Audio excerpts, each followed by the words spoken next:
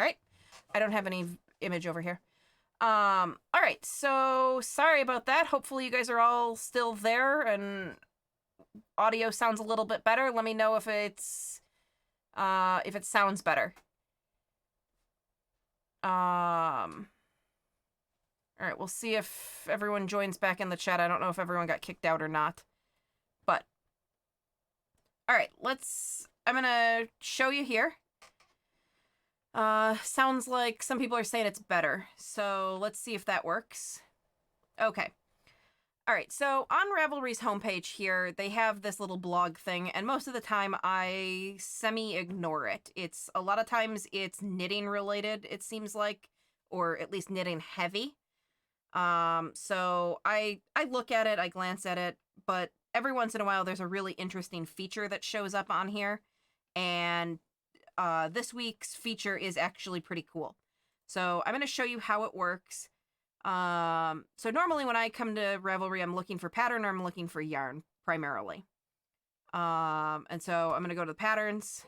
Hold on, let me move the live chat. Okay, we're going to move the live chat so you guys can see Ravelry a little bit better. Gonna shrink its width.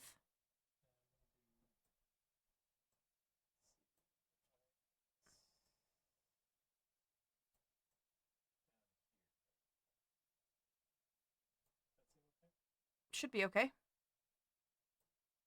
Yeah, that's fine. All right. Shrunk the live chat a little bit so you guys can see what I'm doing here, because this side's going to fill up with stuff. All right, so from this page, this is like the pattern landing page. From this page, I always go to these categories and pick roughly what I'm looking for. Or you can go to all patterns. So maybe I'll just go to all patterns and we'll see what's interesting. I'm not going to sort by new. I'm going to sort by hot right now, because this feature requires that there are enough. The pattern can't be so new that it doesn't have very many likes. If it doesn't have enough likes, then it's not going to be able to use this feature. So these are what's hot right now, which I don't believe at all. Let's get rid of this. All right, it's loading pictures now. I was going to say, it usually patterns that have no pictures don't usually make the hot right now page. So I'm going to put this in crochet only because that's what I look at. So if you go over here to craft, you can pick crochet only. So I'm going to choose that. And this is what's hot right now. Apparently there's a witch hat that's very popular. There's some shawls. Let's go with this hat right here. So the feature that they just implemented is people also like this thing. So if you favorite this, they're going to keep track of it, and then they're going to look at other things that you favorited. And if you go down here, oh, of course, this pattern doesn't have it. All right, well, let's try another pattern. It might not have enough likes to have made the cut here. We'll go with this one. I know this one's got a ton of likes. So it's got... all right, so if you scroll down here, there's more from the designer, which you can see other patterns by that same designer. But down here, there's a people who like this also like. And if you click the link there, you can see a bunch of other suggestions of not similar patterns, but just people who like that pattern have also liked these other things. And so you can kind of find similar trends in patterns. And people who have similar taste to you might also like these things. And so this is showing me basically all shawls. I can get rid of the accessories and just see what people who have similar tastes to me also like. I'm going to turn crochet back on. There's a couple of knitting patterns in here that are going to go away. But this is kind of a cool way if you're looking for, say you found a shawl and you liked it and now you want to do something else, but you're not really sure what you're in the mood for. You can kind of search around this way. Which is, it's sort of like a discovery mode. So I show you guys all the time the Fortune Shawlette. We're going to go up here. This is by Moogly Blog. I've shown this Fortune Shawlette a million times on here. So we'll go to that one. I like this one, and people who like this also like these shawls. And let's see what it brings up. So there's some Moogly patterns in here. There's just some other very popular patterns. But some of the things are similar in nature, so there's some more open, kind of simple repeat patterns in here. There's a big theme in here of most of these I recognize as free patterns. So that's sort of a trend you can see in here. Moogly's big on their free patterns. Just kind of looking through comments just to make sure the comment box is a little bit smaller, so I gotta keep an eye on it. I'm glad... Oh, yes, I'm glad that you made it into the chat because I think the reason we're doing this is per the request that I saw in, I think, last week's stream, or it could have been a comment on the video. So part of the reason we opted to do the Ravelry this week was because I had at least 1 or 2 comments that said to do a Ravelry stream. So that's what we're doing. So head back to Ravelry. We're showing off a new feature that Ravelry, or an updated feature from Ravelry. So I'm going to go with this lizard shawl because I thought this one was interesting. I really like this shawl. I've made it a couple times now, but if you look at the suggestions on this one, the people who like this shawl also like. There's some really interesting patterns that I've never come across before. So there's some other similar dragon tail or lizard type patterns in here that it's suggesting. So obviously there's a very specific type of shawl that people are favoriting when they are looking at this shawl. But then there's also some really cool looking like cowls. I think this one's really awesome looking. It's got kind of a flare. It would fit really up cool like a collar. So but yeah. So I don't know. It looks like a really easy pattern. Looks like it's primarily done with post stitches. And it's done with Lion Brand Mandala, which is pretty readily available and easy to work with. So I don't know. Looks like a pretty cool cowl. Would look really cool under a winter coat. So I don't know. This is kind of just an updated feature. I guess they've always had it, but they've made it a lot more accessible. But I like new ways of finding interesting new shawls. I haven't been doing a ton of shawls from other people right now. I've been trying to do a little bit of pattern designing myself. I'm not great at it, but when I go to find shawls that I want to work on, sometimes I spend a really long time looking through Ravelry trying to find something that interests me. And this seems like a really interesting way to find new things. So, one of the features that they have updated on Ravelry that I'm not a big fan of, I'll show you real quick if I can find an unpaid pattern. So you can click, if you go over here to availability and you click free, you can change this logic down here to not, so I can exclude free patterns and then just look at paid pattern. So we're going to go to this one here, which is a paid pattern. I think this is interesting. I'm going to add it to my library. That's how I keep track of patterns. I add everything I like, everything that interests me, everything I buy to my library. I think Ravelry wants you to favorite things.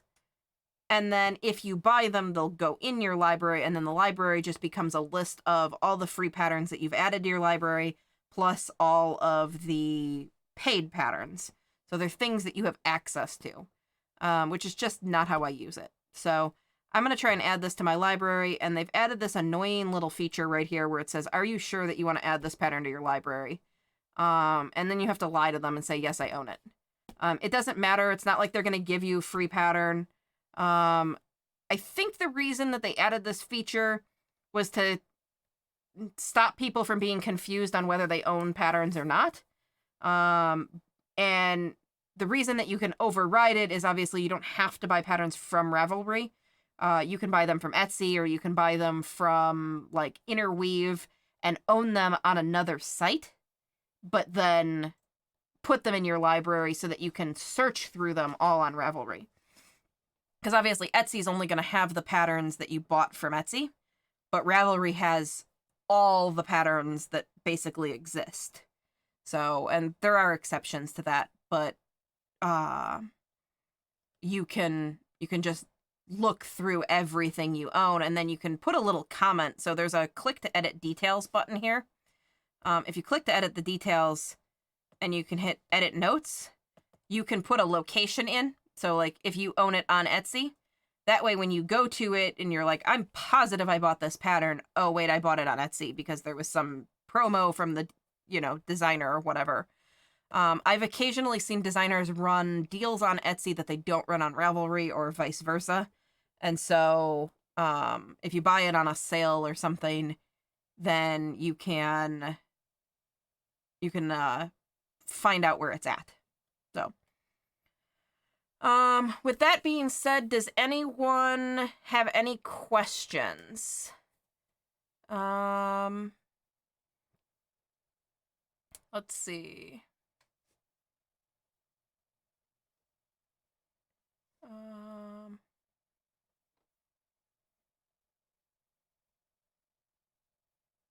All right, so Shalene's asking what she's missed. So we're just going over real quick a feature that Ravelry has added, and that is if you go to a pattern that has some amount of likes, it can't be a brand new pattern, just because they can't index it yet. But if you go to a pattern and you go down in the corner of the page, they've now added a box here that says people who like this also like, and when you click on that, it will give you pattern suggestions of things that other people who've made this pattern and like this pattern have recommended. So it's just a quick and easy way to find things that you might like. It's a search mechanism. Michelle's saying she uses Ravelry to see how a yarn looks worked up. That is a feature that I use all the time. It's a really interesting feature. Like, you have to work a little bit at it. It's not a super intuitive feature, but I use it all the time. So if you go to yarn and you pick a yarn, we'll go with something that I know is going to have a ton of stuff, and we'll go with the Lion Brand Mandala. And so say you want to see how Mandala is going to work up. If you want to see a specific colorway, you can do that.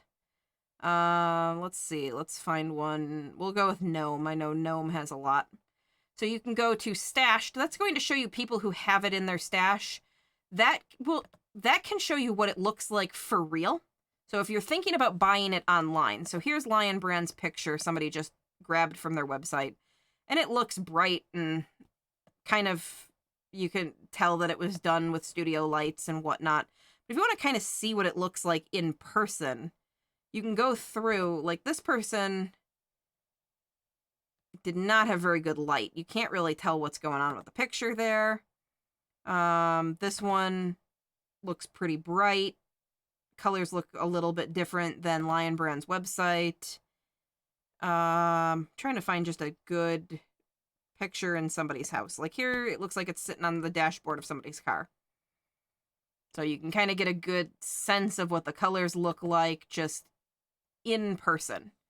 So I always think this is a good way to go through if you're going to buy something online that you have not seen in person, that it's a good way to check that the websites are getting accurate pictures. I've found Premiere's website to be pretty terrible as far as color accuracy. I really like Premiere, but I'll show you a really quick example. So just catch up here. Do you have suggestions for taking better pictures for Ravelry? My biggest suggestion from what I've learned is good lights make a really, really big difference. So if you have good lights, like an OT light or something like that, take your pictures under those. We replaced all of our, so I film in a basement, and we have overhead lights, and we replaced all of our bulbs with high CRI bulbs. CRI is color rendering index. It's how well it shows the full spectrum of light. So if you buy just a light bulb, it could be blue heavy or red heavy or yellow heavy. Like it won't show the whole spectrum. It has spots where it's showing color better or worse. If you buy high CRI light bulbs, they show the whole spectrum of light really well. And so all colors look equally good under very high CRI lights. The trick is the sun is the best bulb. Yeah. My husband's saying the other trick is that the sun is the best bulb. So if you can just get stuff outside and take pictures, even if that means grabbing some sort of backdrop or background that you can lay out on the ground and then take all your pictures outside so you have the best natural light. The sun is definitely the best light. If you can find, we had a really, really crazy bright morning the other day, where we had super diffuse light. It was overcast, but really, really bright, like painful to be outside almost. That probably would have been fantastic picture taking, because if you have the sun really, really bright, sometimes you can get like weird shadows and stuff. But yeah, so you're saying the apartment has pretty yellow light with dark wood, so everything looks a little warm. Yeah, so outside's your best bet there, or to control the lights. Next to a window would be where I would recommend for her. Yeah. So if you don't want to actually go outside because you just have an apartment, you don't have somewhere to go outside, you could just be next to a window, like if you have a sliding door or something, or even just a nice window, and just be next to the window and get the light coming in whenever the light is outside that window. Let's see. Michelle K said that she uses to see how the yarn works up. Yeah. So So I'm going to go to that part. My husband's putting me back on track here on the comment where Michelle said she uses it to see how a yarn works up. So what I clicked was stashed, and that's so you can see what it looks like in people's stashes, and that gives you a better idea of what it might look like in person.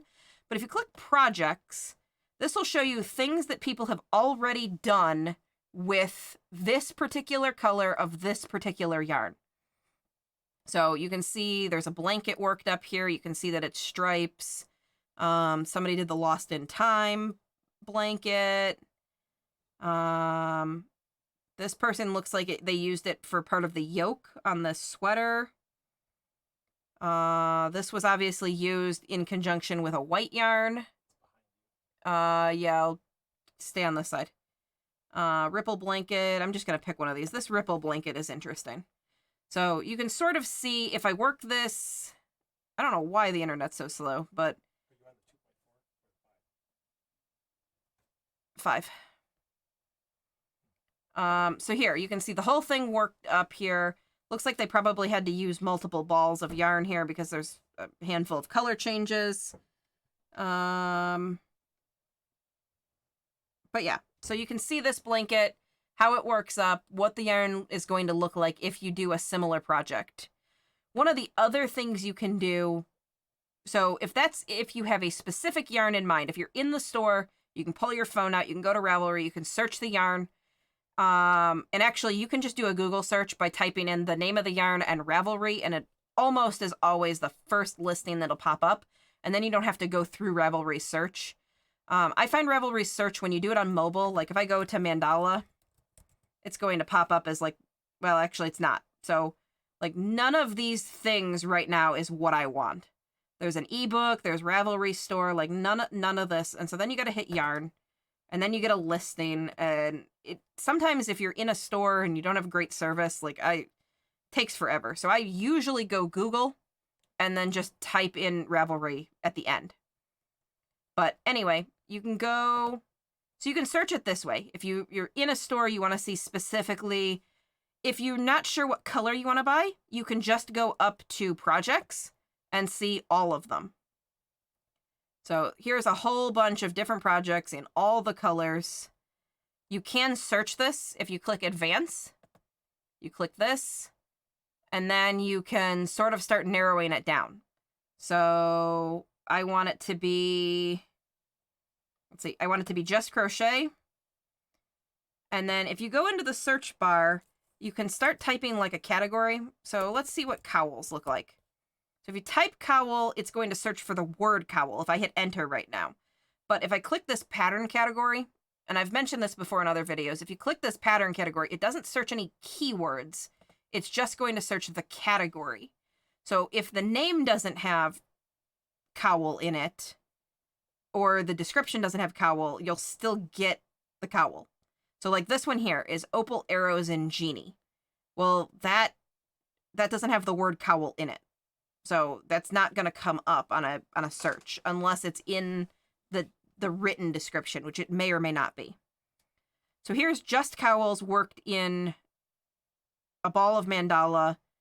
If you want it to just be one ball, if I remember correctly, mandala's 590 yards. We could go back real quick and check. I don't know why I have that number stuck in my head. I'm going to be surprised if it's right. Are we not getting back here? Come on. 590 yards. I was right. Okay. Let's go all the way back to where we were at. Okay. So if I want it to just be one ball, and we don't have cowl saved anymore. All right. So we'll grab cowl. We're going to grab just crochet. And then I'm going to pick a yardage.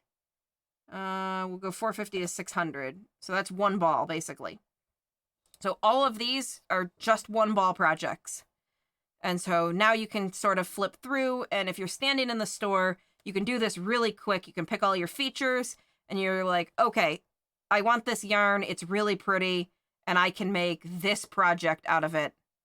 I've got all of my things decided on, and this is just sort of a really easy way to help you decide what you're going to buy, and then you can see different colorways worked up, and I don't know. This is how I use Ravelry.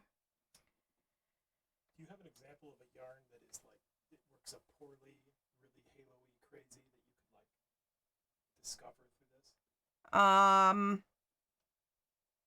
So my husband's asking if I have an example of a yarn that works up poorly with a lot of halo and works up crazy that we could find out. So the example with tons of halo that always comes to mind is Red Heart Unforgettable. Red Heart Unforgettable. Oh, no, I don't want a topic. We're going to get out of there. See, this is the problem with Ravelry. It also helps if you can spell. All right, yarn Unforgettable. So Red Heart Unforgettable is the thing that I always know. So one of the things you can look at is comments. Sometimes people will tell you, about,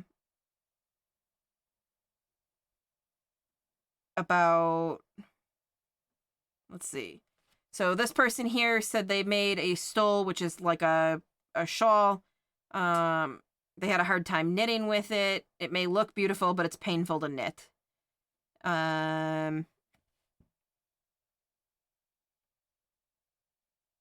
This person's saying it's better suited to crochet.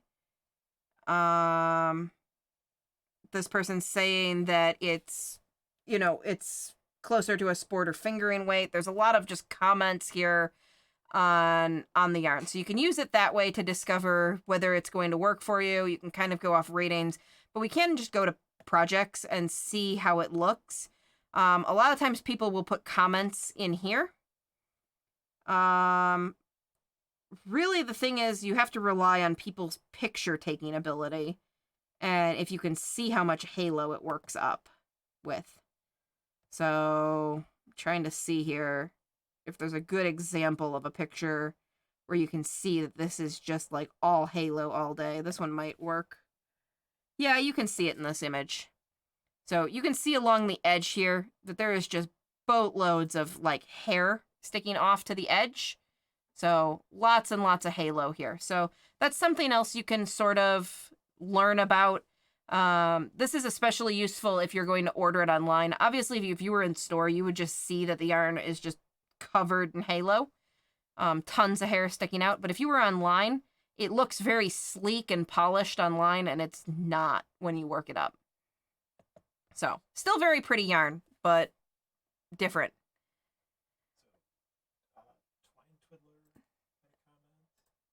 All right, I'm gonna go back to the comments and kind of flip through here. Twine Twiddler said that their husband loves that they can catalog the yarn stash so that they no longer buy more of the same yarn. Yeah, I buy yarn at a rate that I can't keep up with stashing my yarn. So, I might have a few in there, but yeah, I would love to get my entire thing all nice and organized. It's really a good way too, because you can go through and figure out what will work with a project really easily, because you can kind of bounce around from yarn and look up the yardage and know what colors you have. And so it's a really nice feature if you keep track of your entire stash. But yeah, it's nice if you can go to the store and say, all right, I have this color, this color, this color. I definitely don't need those. I don't know that I bought too much of the same yarn because I forgot I owned it. I just buy a lot of yarn.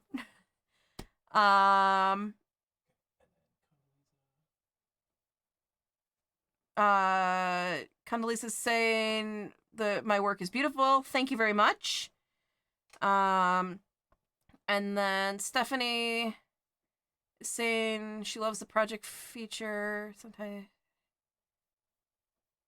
Okay. So she's saying that you can find out that so this is a different feature that she's talking about. I'll show this real quick. So if you go to patterns and you just pick any old random pattern, we're going to go to a cowl and search inside here. Let's just find one. This one's going to have a ton of projects. There's 300 projects here. So this project calls for a worsted weight yarn, 245 yards. And you can go in here and you can start to look and see what people use. So this person used mandala. Well, mandala is like a DK weight, or a very light worsted. Let's see if we can search by here. So if we go into advanced search, you can see somebody worked this up in a light fingering weight. Same cowl, but they worked it up in fingering weight. And you can see that it looks very like fine, but if my picture would load. The stitches look very fine, but the cowl looks basically the same. They didn't do the looping part of this cowl, which is a different feature of this thing. But if we undo light fingering, we can see somebody worked it up in a super bulky. So there's a handful here done in super bulky. We can open up one of them and just take a look. But each time, so you can go through here and see like, okay, I really have this particular yarn, but I want to make this pattern. And you can kind of get a feel for what it's going to look like. Even if the colors aren't the same, you'll get a feel for if it's going to be a disaster. So this cowl lends itself easily to switching back and forth.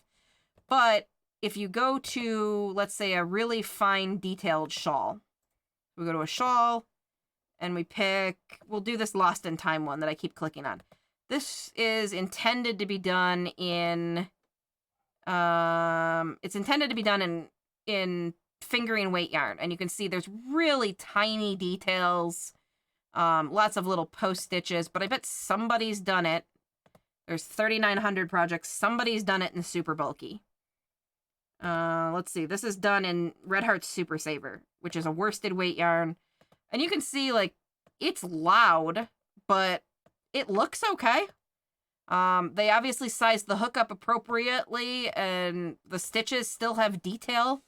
It's a lot to look at, but it still looks very nice.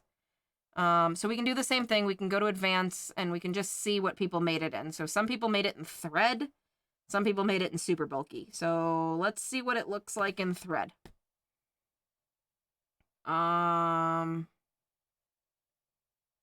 There's one that's interesting right there. So they used 1,400 yards of thread weight yarn, and it looks awesome. Those are such teeny tiny, oop, that's not what I wanted to do. They're very teeny tiny stitches, but they look really nice. So, yeah, we can go full screen. It just goes to there, though. But anyway, so you can go through and you can find what different patterns are going to look like in different yarns. I'm trying to remember what the name of the one that I'm wearing is. I always forget. It's near the top. Usually, it's this one right here. So this is the one that I've got on right now.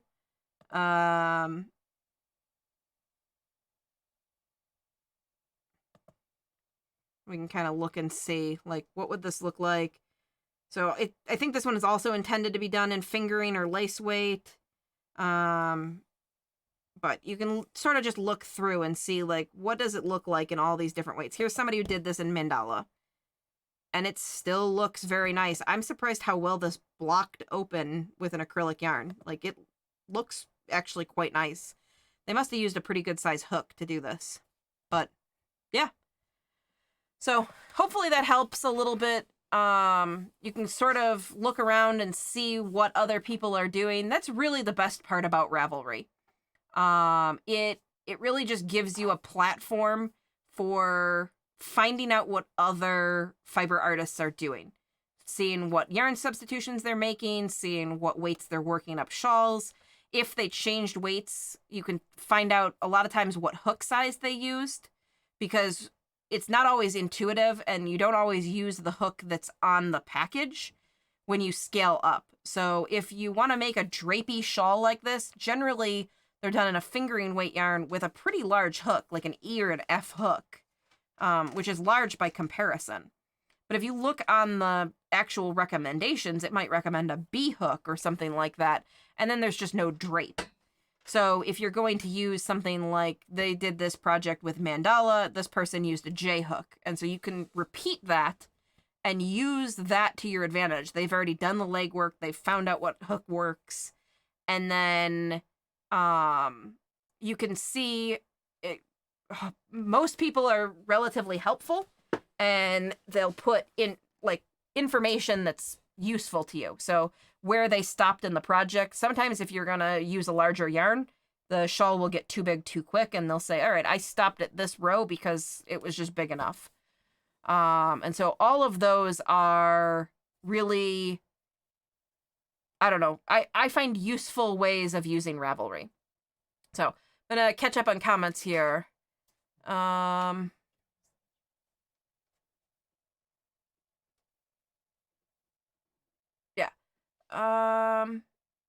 Gabby is just popping in. She's got schoolwork to do, but is just saying hi and hoping that she can catch another live stream.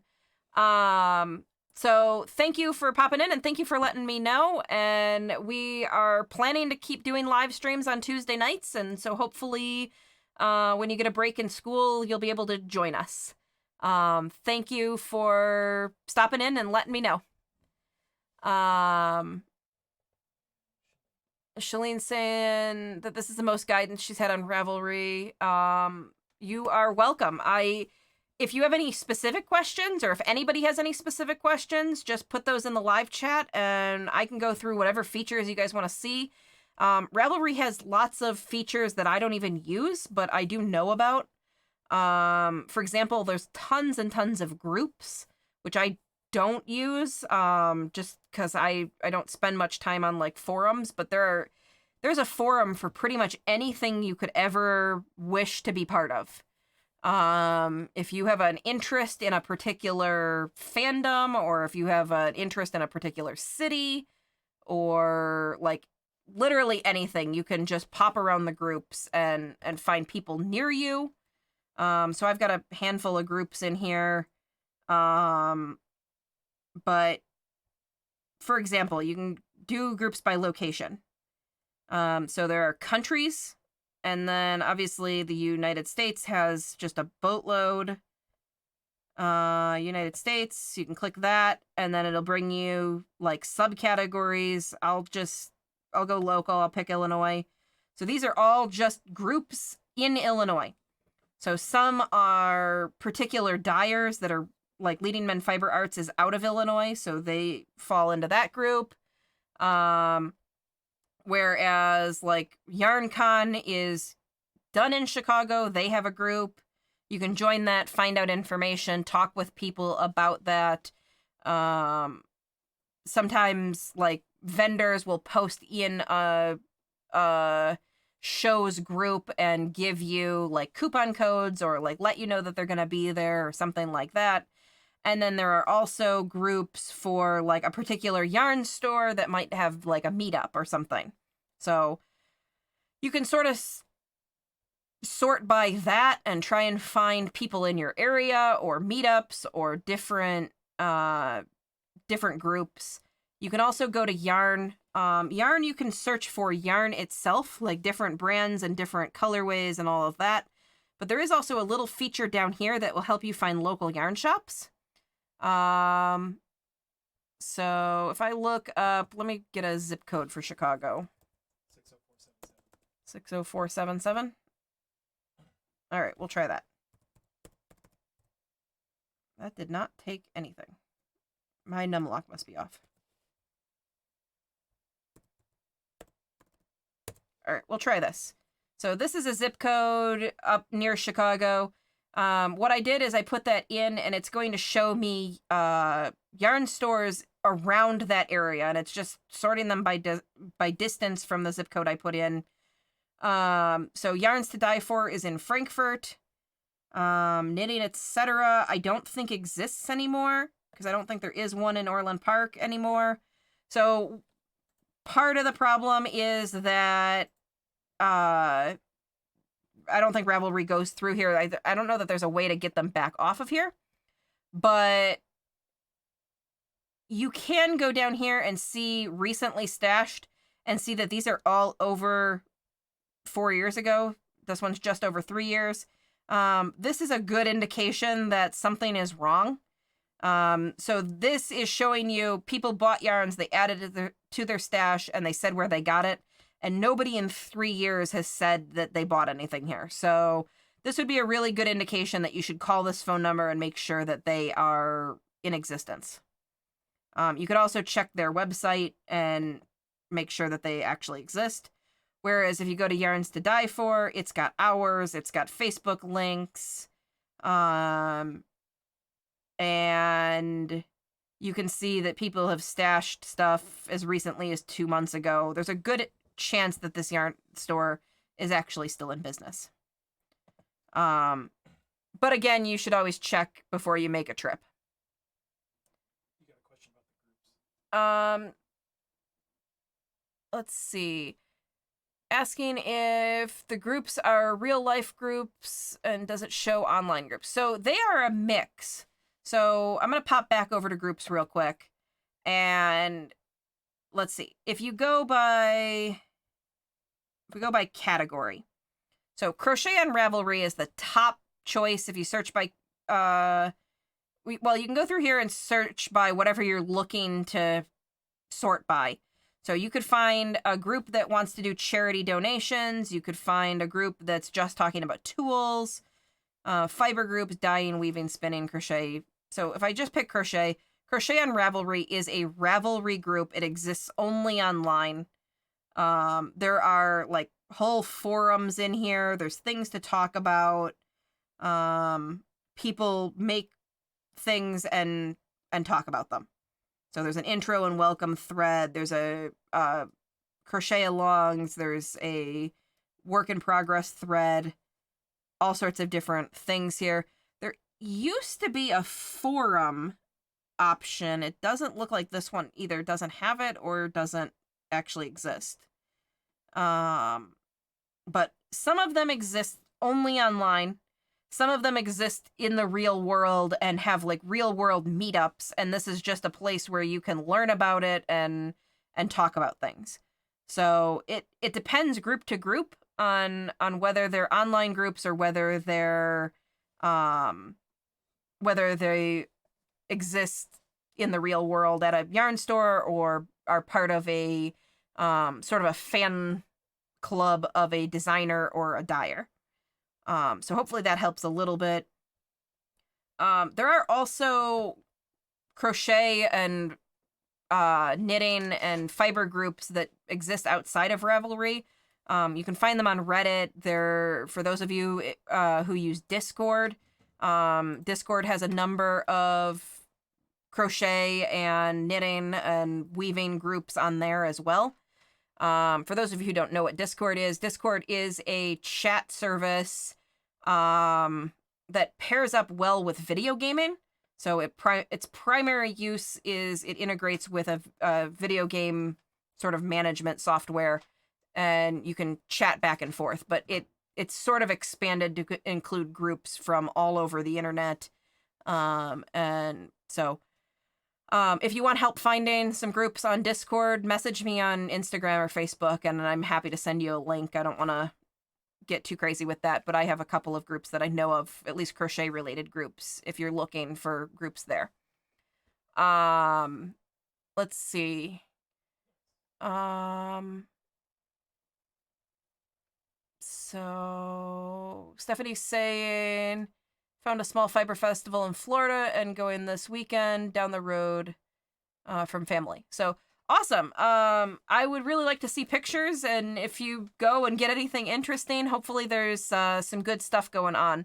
But I really love fiber festivals. So I don't know.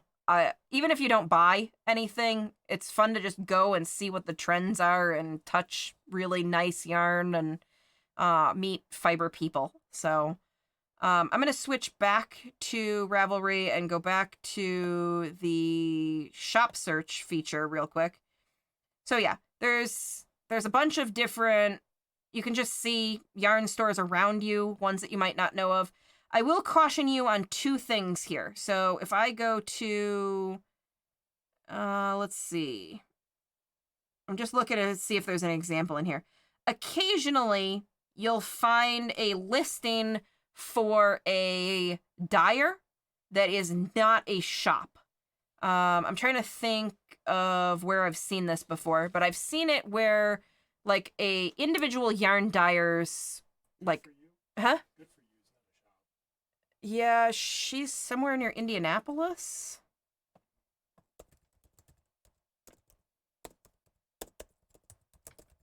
See if this comes up. Trying to think.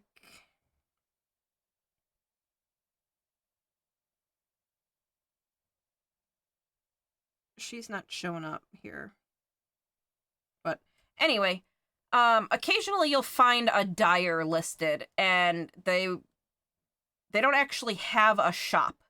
So you've got to be a little bit careful when you use this. Just don't show up at that address and like knock on the door and expect somebody to sell you something. Do a little bit more. Make sure that they actually are open, that those hours are accurate, that they are a real place that you can go and, you know, buy something. But I think this is a really good way to find yarn stores if you're going on a trip. And, oh, this is a new feature here. I'm going to pop this up here. So this is showing results on a map. So if you're going to a city that you don't normally travel to, so for example, Indianapolis, if you know roughly, like, say my hotel was, you know, in downtown Indianapolis versus up in Carmel, I can see the shops that are going to be on my route. Ravelry will also map you a yarn trip. So you can go road trip planner. So I'm back on the yarn page here, just the yarn landing page. There's a road trip planner. And if I'm leaving from East Peoria and going to Indianapolis, and I'm willing to detour 10 miles off course because I'm not in any hurry. This will show you, so here's shops on my route. So starting in Central Illinois, I've got Fiber Universe. Yarn Garden is on the way in Bloomington. Le Mountain Rouge is in Bloomington. Close Knit is in Urbana. And then you just kind of go down the list here.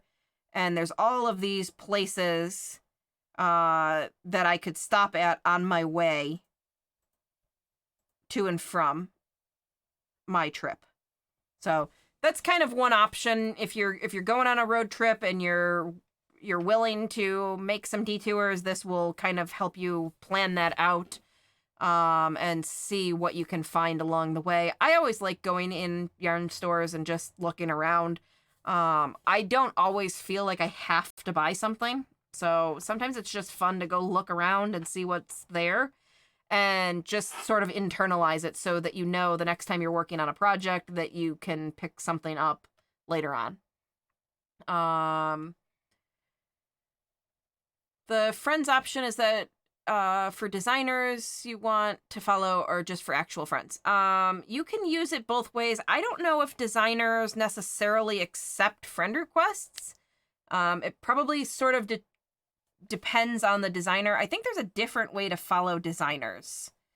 Let's see.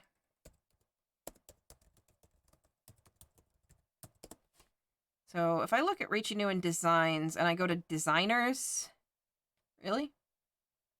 Sources, maybe? There it is. So it's under Sources. You go here. I think you can favorite. So you can favorite the designer. And make notes or something like that. I don't know why I don't have that favorited. So I think that will bring like suggestions. So when you go to the pattern page, like the normal pattern page, it's going to show pattern highlights here. And your favorited designers or things that you've looked at recently will kind of show up in here. So if a favorite designer releases a pattern, it's definitely going to show up in your highlights. But if you go to, flip back to my face view, because I don't know what's going to show up if I open my friends here real quick. Because I'm actually logged into my own account. All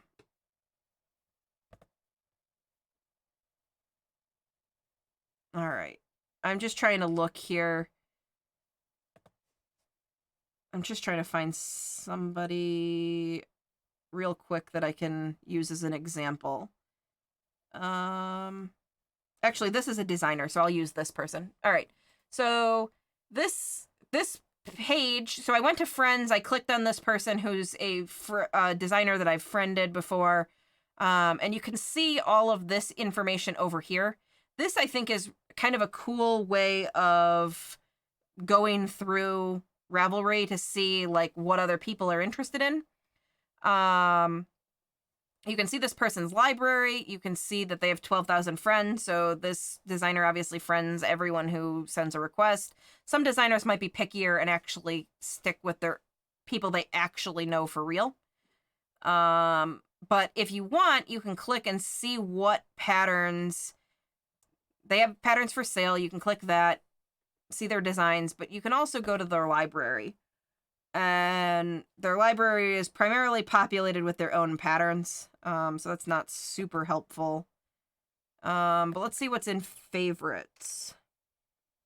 Looks like they primarily favorite patterns that have been worked up. I'm trying to think. Swap back again real quick. I'm going to find just a... I'll go to Rachel's page because I know she's got a lot of other ones. All right, so you can flip back. If we flip over to Rachel New in Designs, we can see these are patterns that she's added to her library, and you can flip through. These are not her own patterns. And just see what kinds of things other people are interested in. But it's kind of a fun way to go through and see what other people are doing. So you're all welcome to friend me and see what patterns are in my library, see projects that I've worked up. You can look and see what's in the yarn stash, but I don't think there's almost anything. We can even go look.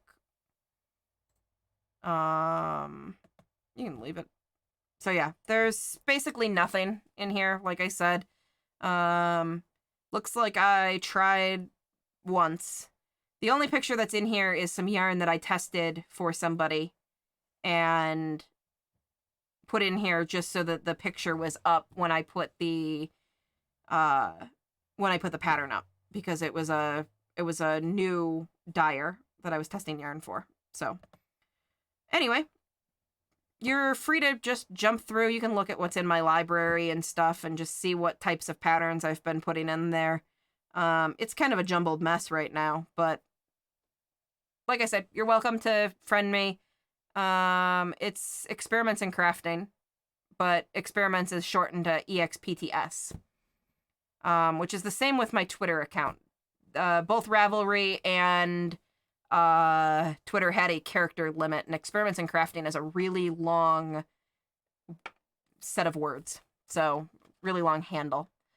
But hopefully that answers your question. You can friend real people, you can friend designers. It looks like some designers accept friend requests, and others may or may not. I don't know specifically each one, but you can go through and find all sorts of people on there, look through their libraries, look through their favorites, and if you know it's somebody who has similar interests to you, or if it's somebody you met recently and you ask what their Ravelry name is, you can see, like, hey, they were wearing a shawl and I've forgotten what their what it was called. And so you can try and backtrack it without having to message them and ask them, or whatever you want to do, however you want to handle that. I think you can also find friends by location. So if you went to a meetup and you met somebody and you didn't get their Ravelry name specifically, but yours is a picture of you and theirs is a picture of them, and you can send them a friend request and send a message through there. There is a little messaging service on Ravelry. It doesn't work amazingly. It basically works like email. Primarily the only messages I actually get on Ravelry are messages that I got pattern updates. So other than that, occasionally I get requests to be allowed to use photos on a designer's page. So if you go to particular patterns, if I find something by Rachie that I've worked up,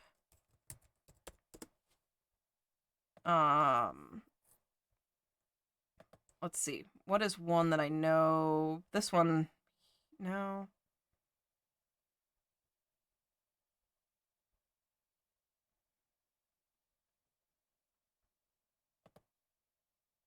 Oh, actually, the Heart of the Rockstar. I know I've got patterns on her page. Heart of Rockstar I've worked up a ton of. So, that one's mine. That one's mine. But in order to put patterns there, in order to put photos that belong to somebody else, they have to send a request. So if you make something and put a project up and the designer sees it and your photo is nice and it shows off their pattern well, they may send you a request to use that, and you do not have to accept that. Like, they're your photos, so you don't have to give them permission, but it is kind of fun to see them featured occasionally. So, yeah. I guess hopefully that answers that question. All right. You could. Is it not down here?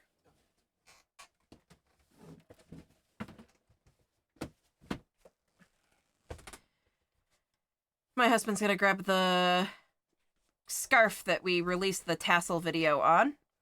So this is the scarf that I've been working on. I know you guys have seen it a couple of times. This is a Harry Potter scarf that I'm working on for a daughter of a friend of mine for part of her Halloween costume.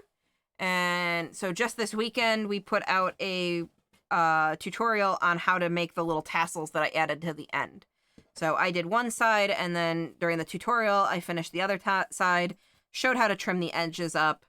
I will get a tutorial out for the stitch here and a review on the yarn itself. I actually been pretty happy with this yarn, so get a review on that.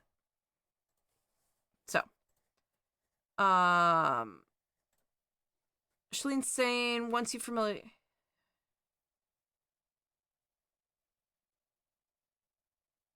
yeah. So Shalene's saying, once you familiarize yourself with Ravelry, it can be much more than a pattern place.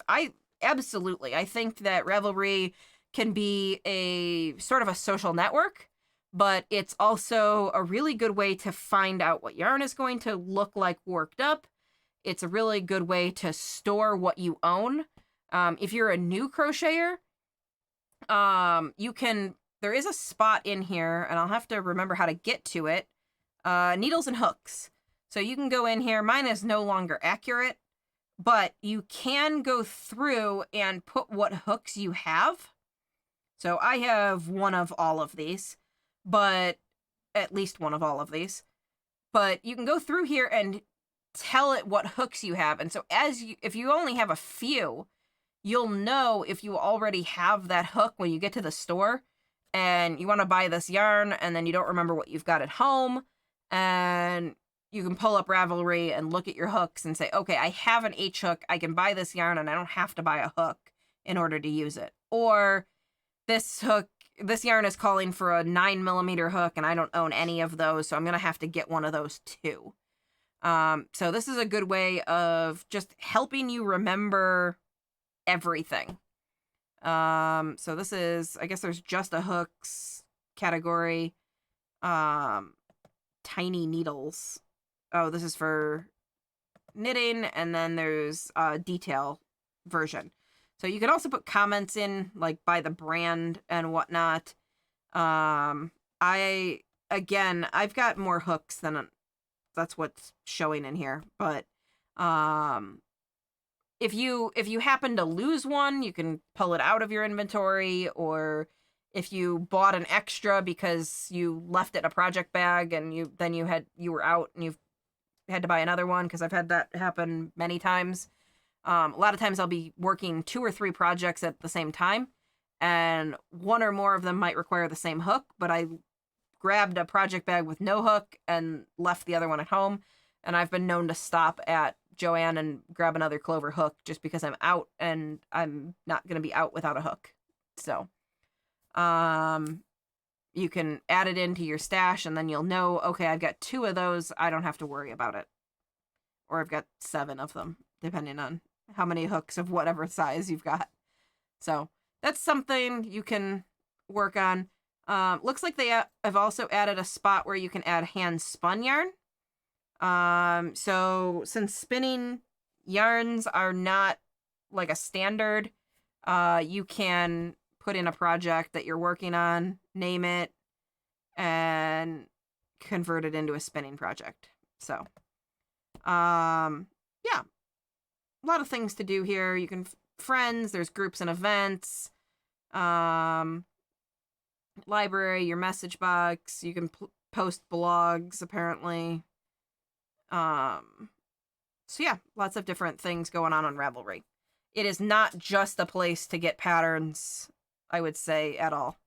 So, but it is very good for getting patterns, and the better you get at pattern searching, I think the easier it is for each time you go on to find something specific.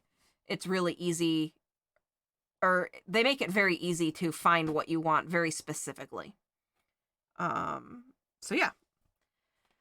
If anyone has any other questions about Ravelry or yarn or crochet in general, now's the time to throw those in the live chat. Just like I said, this is sort of a viewer-driven stream tonight, so I don't have a lot to show off tonight. So, and then if you ever have questions or anything like that outside of the stream or outside of YouTube, you can find me on Facebook or Instagram at Experiments in Crafting. Feel free to message me or tag me in whatever post. I love seeing projects that are finished. If you end up adding tassels to the end of a scarf or a blanket, if you end up making something out of one of the stitches that I've shown, I love to see all that. Even if it's not something from the channel, but maybe it was just something that came up or a shawl that I suggested or something like that, I love to see all of that too.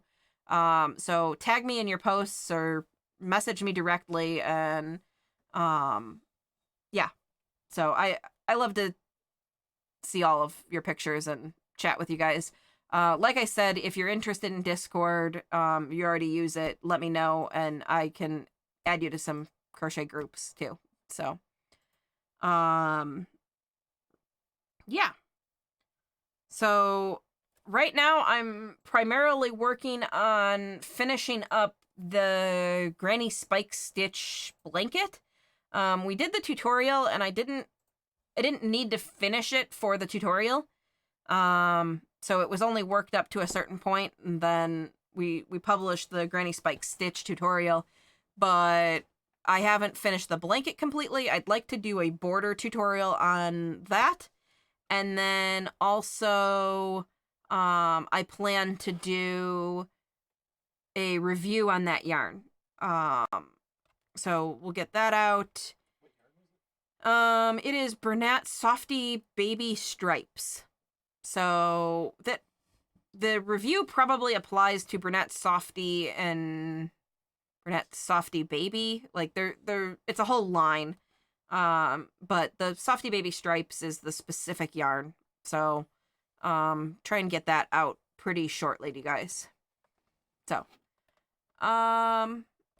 let's see. Just kind of looking through the comments. Shalene's saying she's gonna check out more, so that's great. I think, yeah, there's a lot to learn on Ravelry. I do have a couple of other live streams where we went through some of the stuff that I showed you tonight, but also some other features, and we went through searching in a little bit more depth. So if you're interested in learning a little bit more about Ravelry, if you go to my YouTube page and search for Ravelry, you'll find a couple of other live streams where we went through some stuff. So, grab a sip. Yeah. Just, let's see. Is there anything else I can show you guys on Ravelry? I'm just trying to think of what I've looked through recently. Maybe there's some patterns that I've found recently. I don't know if people are particularly interested, but I can show you a couple of patterns that I've really liked the way they worked up. Kind of a few of my favorites. So there is if you're interested in like little stuffed animals at all, there is these patterns by Ala Sasha. These ones here.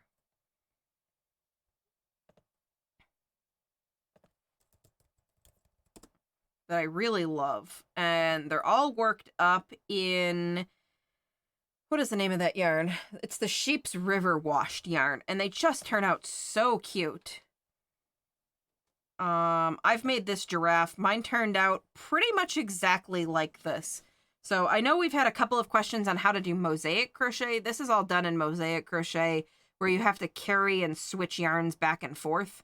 So when you get to here, you can see there's a couple of yellow stitches, and then a row of brown, and then a couple yellow, and then more brown. And you have to switch back and forth and carry those yarns, but it works up so pretty in this yarn and just looks like a very, very professional. The yarn just is such a high quality to it.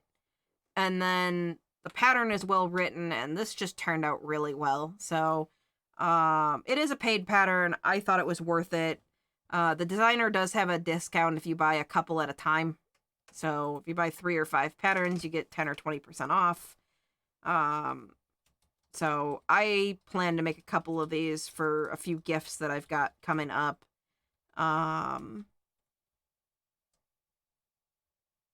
So I'm looking at making this little penguin here. He's pretty cute. So there's a big version and a little version of most of the patterns. You can see there's a sheep and a lamb, penguin and a baby penguin. But yeah, the little ones generally don't have feet. They just have kind of like knots tied in the corner. And they're a lot smaller. But this is one suggestion, just kind of going through and showing you some patterns that I've worked up that I've really liked. Let's see. We can take a look through my projects. I'm pretty bad about adding projects unless they're a requirement for like a test or something. I should go through and add a whole bunch more projects. We usually take pictures, but a lot of times they don't make it to here. So you can see this is one of my husband's favorite. This one just turned out really nice. This was a single skein project. This is on a size 4 mannequin. So you can see, and basically a small to average sized woman. That's about how long this shawl is. And this was a single 100-gram skein of yarn. So, yeah.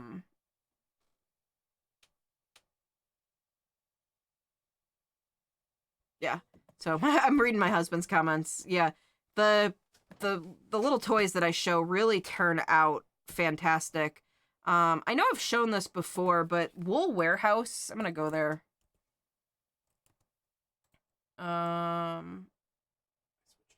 Yeah. So Wool Warehouse is out of the UK, and I know most of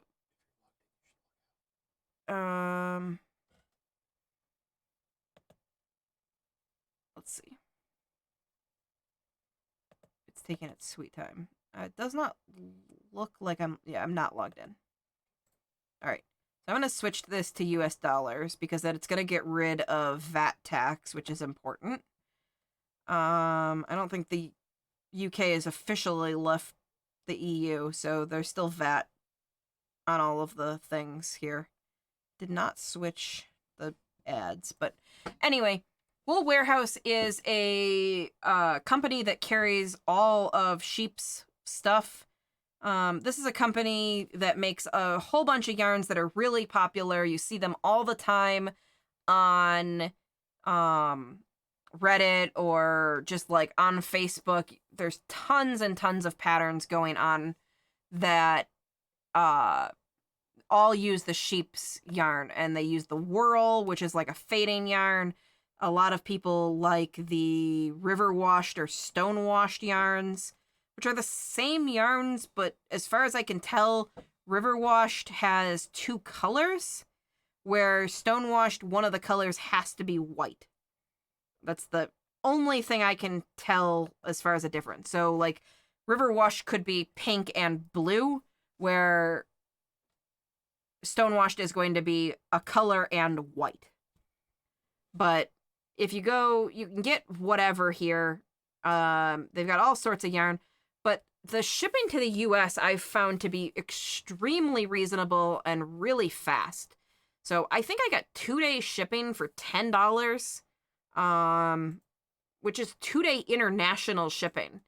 You really can't beat that. And then if you just get like basic regular shipping, I think it's $5, and it's usually here in under a week. And that's to Illinois. If you're on the East Coast, it might even be a little bit faster, because it's definitely going to come in that side of the country, or typically they're not going to ship it to the West Coast first. So I wouldn't be surprised if it came into Chicago or the center. Oh, yeah, I guess it could come in directly to Chicago, but it needs to come through a port of entry anyway, so because it's going to have to go through customs. But yeah, if you're interested in some of these sheep's yarns that you've been seeing online, you can get them here. They're pretty expensive, actually, for the big whirl cakes. There are certainly options. I showed you guys a yarn last week that's a pretty good mimic for this yarn. From... I'll pull it back out. It's... Hold on one second. I'm going to walk away, and I'm not laved up anymore, so give me 1 second. I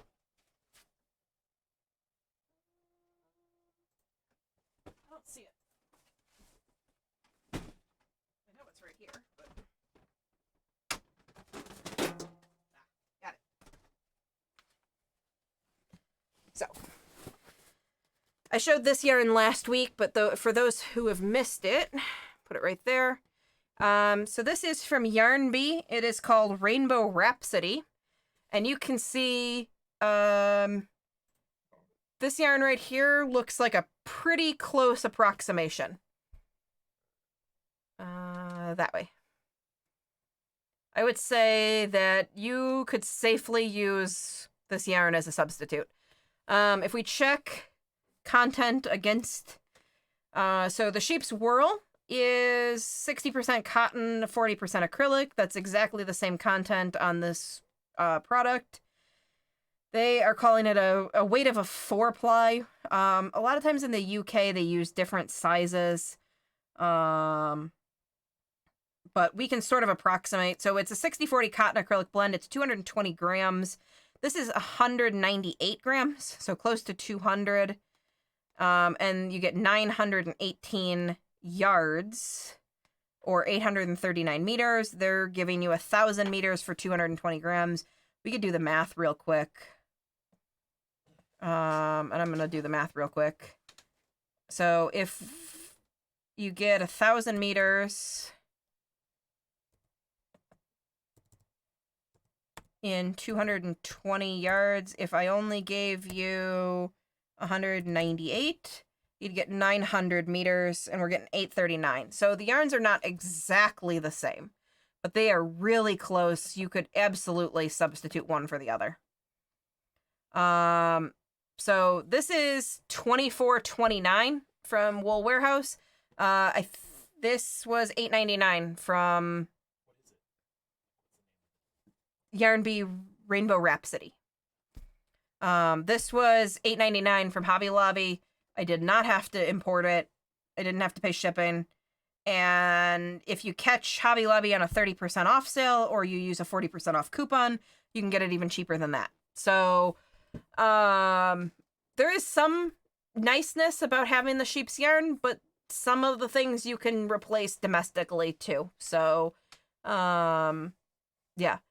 Runaway Needle Red is saying that AC Moore has a cotton cake in similar weights and colorways. And I think somebody last week mentioned that there was another company that had a very similar colorway. We looked it up. Hobby, Hobbi, which could be AC Moore's brand. We live in Central Illinois, and we don't have AC Moore here. They're an East Coast company. So Hobby Twister was the name of the one that we looked at last week. That could be the same yarn that we're talking about, but there's definitely a lot of companies coming out with similar yarns. But if you, that's not to deter you from the sheep's yarn. They really do make a very nice yarn. But it might be worth buying some things locally versus getting them shipped in. In this case, $25, I'd have to be convinced that it was a lot better than this in order to go out and get it. Or if there was a color that you absolutely couldn't get. For example, I've got like a crazy neon yellow. If you want to flip back to, they have this like crazy neon yellow. I don't think that was like anywhere near a choice that they had at Hobby Lobby. So there's a number. This like blueberry one, there was definitely one that looked like that. I think this brown one, basically these ones with like the white colors in them, were what was available at Hobby Lobby. But some of these like crazy ones, this one's really cool, like the deep navy blue to purple. I really like that. I've seen a bunch of shawls made out of that specifically. So yeah. Runaway Needle Red saying Hobby's out of Denmark. Oh no, Shalene's saying Hobby's out of Denmark. Runaway Needles Red saying that AC Moore cotton cake is 100% cotton, very soft, and on sale for $5. So that sounds fantastic. I spend a lot of time working with natural fiber alternatives to plastic. And by that I mean I work for a company that does that. So this being 60% cotton, 40% acrylic, 40% of it is still plastic. So it is nice to see that more and more companies are switching out fibers and tending towards natural fibers. So it's nice when you see like 100% cotton yarn. The downside to 100% cotton, unless it's mercerized, the colors can be kind of dull. So in order to get these super vibrant teals and these like bright aquas, these colors probably would take to cotton. I've seen teal and I've seen like aqua on yarns, but they don't have the glow to them unless they get mercerized. So I think that's why companies are sticking with the plastics in there, because they just are so much better at holding color and look so much brighter. But yeah.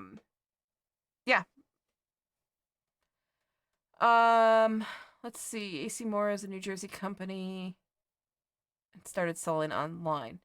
I did not know that they started selling online. Last time I looked, their website looked a lot like Michael's website before they started selling online. So there was a time when you could look up things on Michael's website, but it wouldn't like, it was basically of no use. But yeah. So, Shalene's asking why is that, I assume about the cotton. Cotton just doesn't uptake, well, there's two different reasons. One is they use different dyes on plastic than they do on cotton, because plastic doesn't take up dye, and it's actually relatively difficult to dye in a lot of cases. When you buy something like RIT dye, it'll tell you right on there that like it's not going to dye a whole bunch of these fibers. You have to use those fibers, like whatever the lists are. I think there's a couple of plastics that dye okay. I want to say nylon is one of them that will take dye. But don't quote me on that because I don't remember 100%. But cotton just doesn't take... So the really bright, intense dyes are dyes that are intended for plastics. But then also cotton just doesn't take up dye the same way. And part of it is because cotton has a lot of like little short fuzzes on the outside, and those can sort of obscure and make things look duller, I guess is the best way of describing it. So when you mix with a plastic yarn, it can kind of pull those in and look a little bit brighter. But then they also have to use usually two different types of dye. They have to use a dye for cotton and a dye for plastic. There's also different dyes for wool that work for wool that don't work. Okay. Yeah. So I'm not sure where we lost. We cut out in the middle of my explanation, but the general gist of the explanation is that cotton and they use different dyes for cotton and for plastic, and cotton just doesn't uptake dye the same way necessarily, and the dyes have different characteristics and different properties based on the chemistry behind them. So the ones that are usable for cotton are just not like as crazy and intense as some of the ones that they use for plastic. There's a whole lot that goes into it, way more than I know, even like the very tip of the iceberg about it. But yeah. So one of the things that you'll notice when you look at non-mercerized cotton yarns is that the colors just tend to be kind of dull. Whereas if you look at a mercerized cotton, they tend to be quite bright. I can show you kind of an example of that.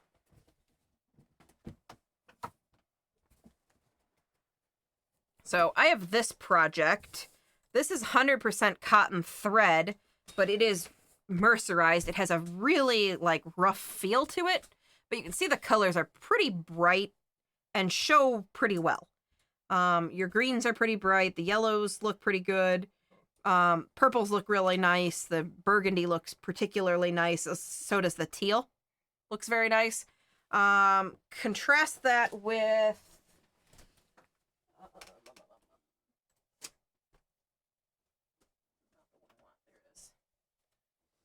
So This is a sugar wheel yarn from Hobby Lobby. And you can see, I mean, the colors are sort of pastel, but you can see that they're just not as, like, intense. They didn't... This green and this green are not totally far off, but the color just looks richer, I guess. And all 100% cotton, to me, all sort of looks like this. The colors are just a little bit dull. And that is just the thing about cotton. Like, it just is a little bit dull. So this was, I think, a 50-50 cotton poly blend. It's just light colors, but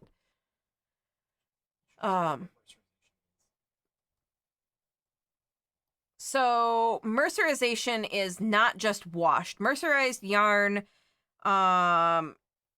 is it's a technical process. So basically what they do is they expose it to some sort of solvent. You can use sodium hydroxide, which is lye. Most people know sodium hydroxide is lye. Or they can use anhydrous ammonia, which is not something that anybody in this country even does. I think there's one place in Europe that does anhydrous ammonia mercerization. So primarily it's lye. They expose it to that, and you have two different options when you do it. If you do it under tension, which is how this is done, you get really shiny, glossy looking cotton. And if you don't do it under tension, you get stretchy yarn. But when they mercerize this, and this is not something you can just like do at home and mercerize, like you wouldn't take this yarn and mercerize it. You buy mercerized cotton. But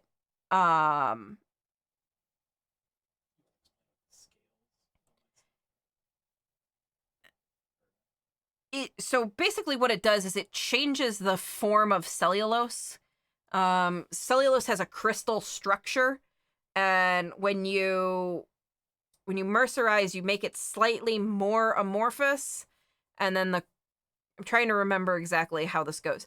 Make it slightly more amorphous, the fibers sort of swell, and you get a more lustrous, like a shinier fiber. When you get shiny fibers, they look less dull because there's not sort of fuzz obscuring the color.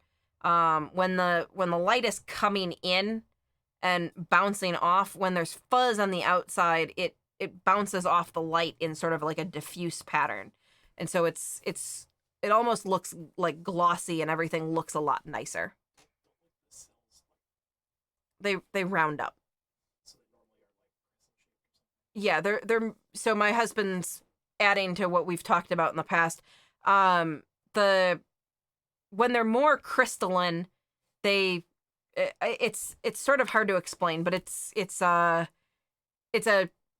transition in the crystal structure is basically what's happening. And the individual cellulose swells up and gives a nicer looking product. So it loses a lot of its softness. You get more of a like rigid product. I'm trying to think. So primarily crochet thread is mercerized. Crochet yarn tends not to be. There is one company. It's Patton's Grace, I think, is a mercerized cotton. It is one thing that you could go to Ravelry and find if you wanted a specifically mercerized cotton. So if you go to the yarn page, you can choose cotton, but I think, yeah. So under cotton, you can choose attributes and choose mercerized, and you're primarily going to get thread, but it looks like Cascades Ultra Pima is mercerized. The Catania solids are mercerized. The Katana yarn from Sheeps is mercerized, which is why it comes in a million colors, all of which are very bright and varied. So it's 100% cotton, but if you go to colorways, you can see that it comes in every color under the sun, and these are not colors that you would typically see on cotton. But, like, that's an extremely intense yellow to be on cotton. And somewhere behind me I have the, like, 120 colors that this yarn comes in. I've unboxed that before, but they're right behind me.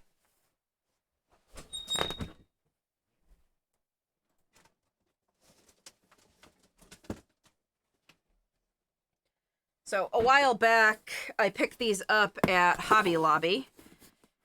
This is the Sheep's Color Pack. There are 109 different colors in here, minus the ones that I've stolen from here for a project.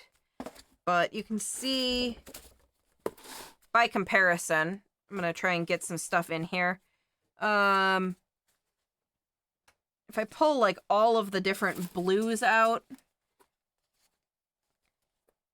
hopefully, let me slide this out of the way and pull. There we go. You can see that this yarn, hopefully you can see this. This yarn is just a little bit fuzzier. Even though these colors are pretty close in color, this one just has a bit more sheen to it. We're going to zoom in a little bit more. Shalene's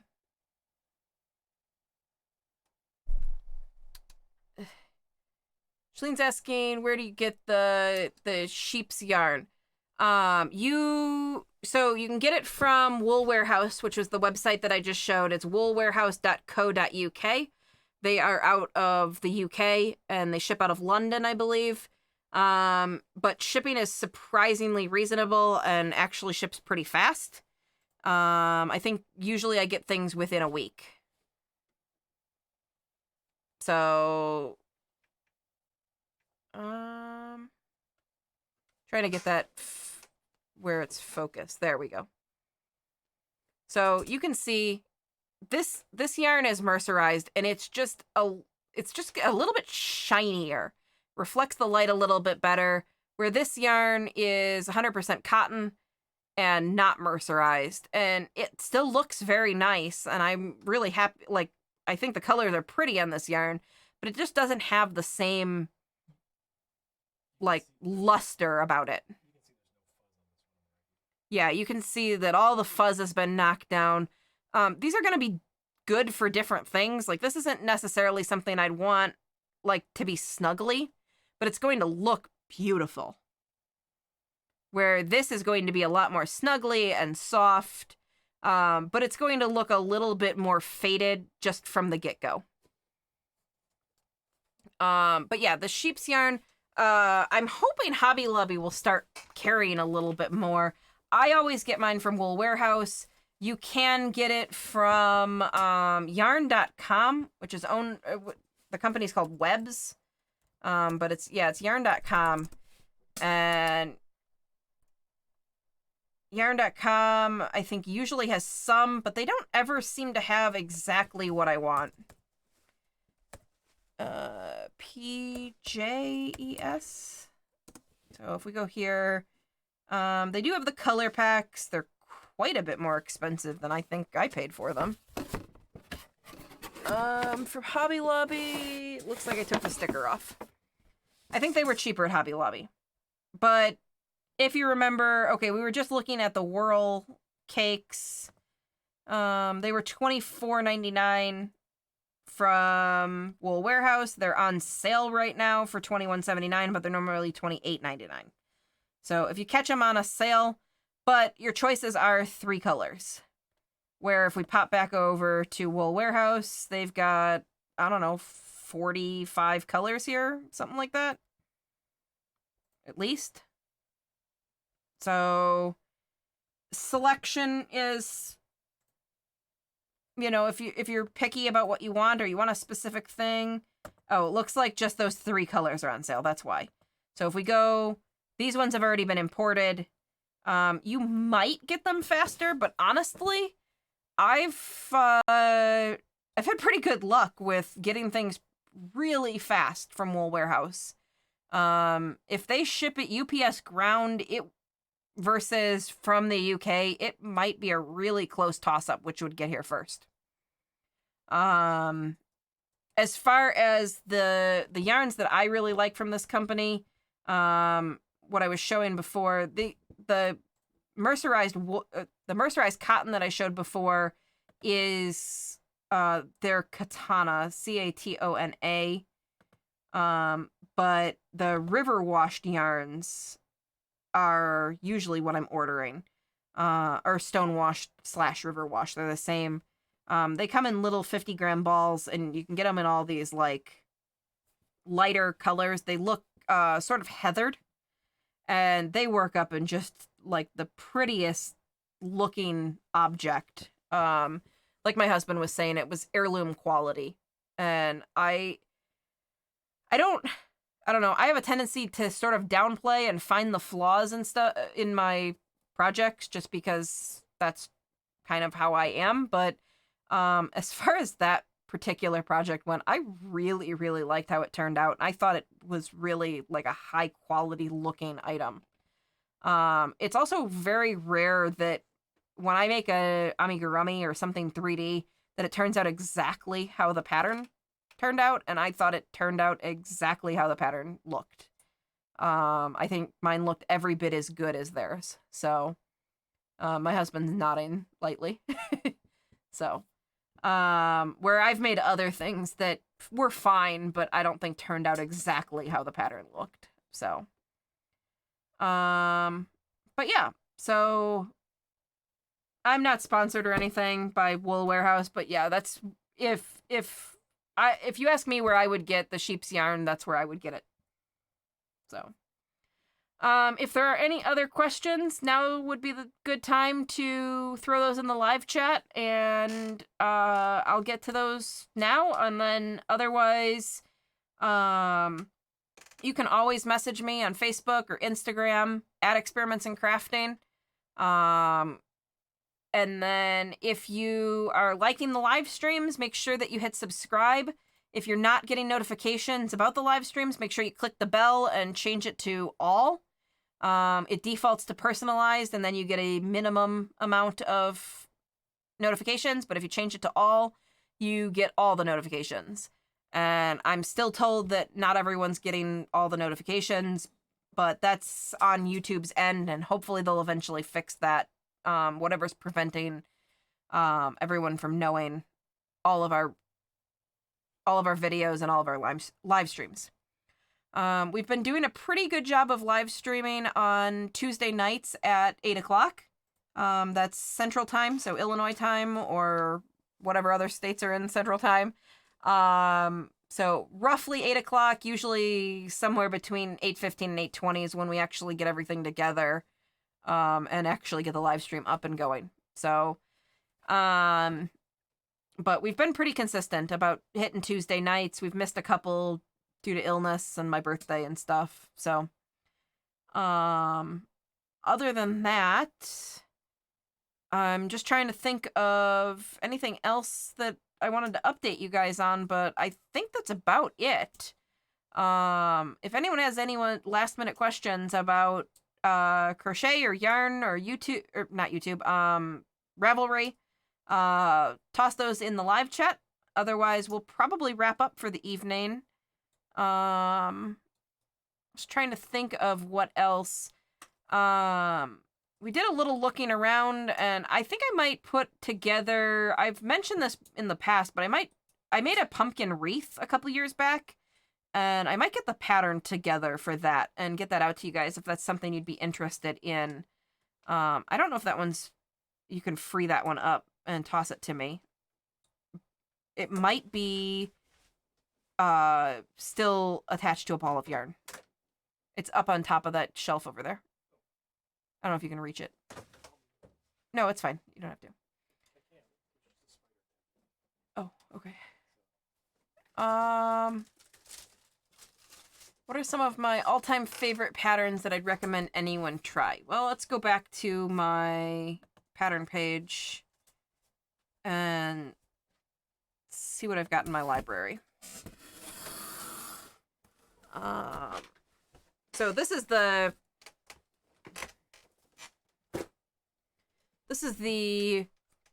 wreath that I was talking about. So it's done in Bernat blanket yarn, in orange and green. So it's got a couple little vines and a little leaf that I worked up. And so if you guys are interested in this, maybe I'll get a pattern together, so that you guys can work on this before it's too deep into fall. So,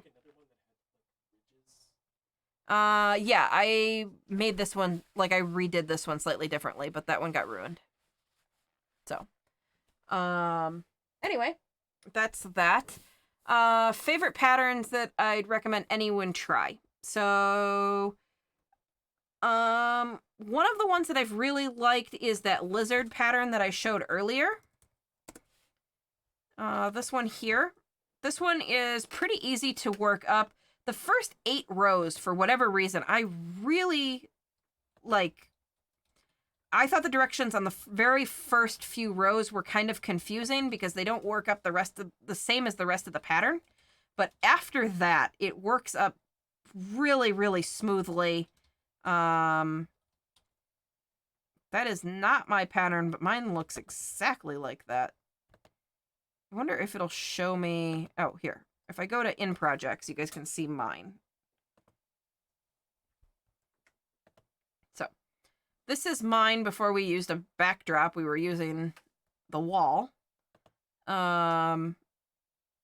This is one of my absolute favorite patterns. I worked this up in BFL. So, BFL is a particular type of wool from blue-faced Leicester sheep. And so if you search for BFL, you get all of these blue-faced Leicester like different yarns made with BFL.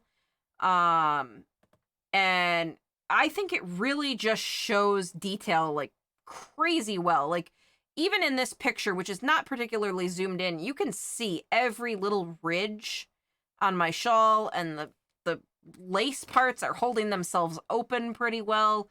Patterns have a tendency, after you block them and wear them a couple times, to sort of collapse on themselves. And BFL is not a cozy, soft yarn, or not a cozy, soft wool like merino, but it looks beautiful on. So this pattern I strongly recommend, especially if you can grab some BFL to do it in. It'll look great in anything, but that one just holds up really well. Let's see. Get back to my patterns. Let's actually go to my projects.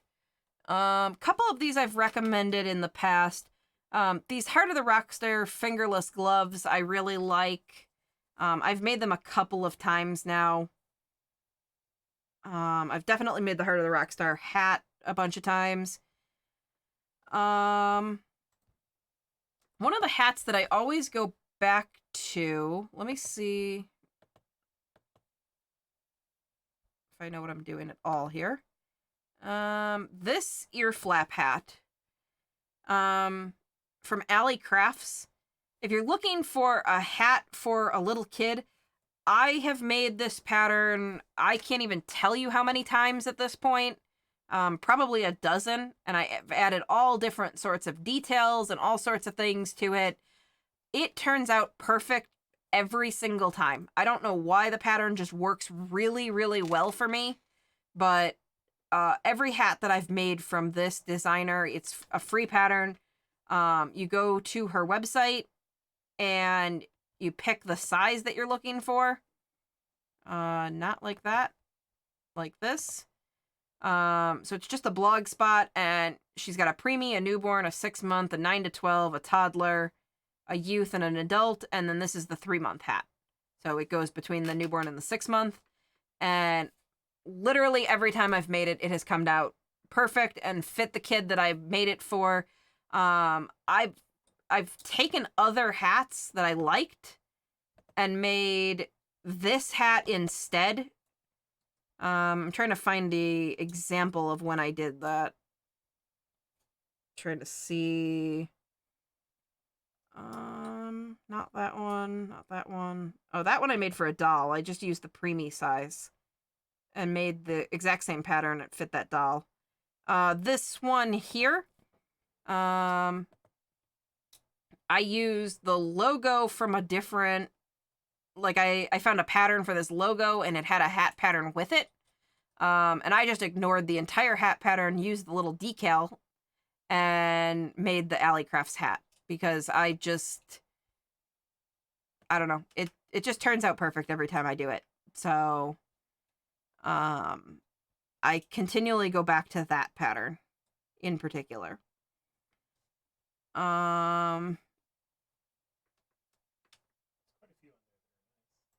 Yeah, there's a handful of good-looking shawls on here that turned out well and are photographed nice. Just trying to look through here for patterns that I'd recommend for anybody to do. Definitely the lizard one. That's a nice, easy one. Trying to see what else I've got in here. A lot of crochet edge blankets I've got in here. All these guys. What is that two-tone crochet blanket down there? Where at? Oh, it's a cowl. This one? That one was a lot of work, actually. The Snowdrop's reversible cowl that I made. You have to make 2 separate cowls and then join them together. It ends up looking really cool. It's way, way too warm because it's 2 full cowls worn on top of each other. It's a little bit too stiff. This is a Moogly pattern, I think. Yeah, it's Moogly. But basically you make 2 separate cowls and then sew them together, and it's really hard to make 2 that are exactly the same size. You can see here mine sort of tapered up, probably lost a couple stitches there. So, the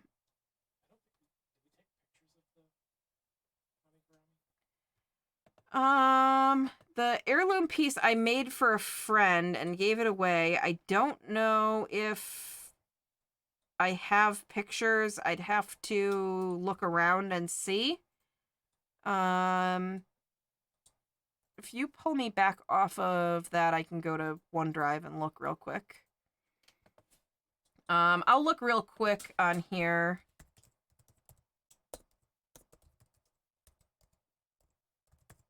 And see if I can find them real quick. Usually, my husband takes pictures and they're shared to me, and so I can usually find them pretty quick. I'm trying to even think when that would have been. You know what? I know how to do it, so pop back over and I'll show you how I'm gonna look this up. So if I go into my patterns, not there. If I go into the library and I find those patterns,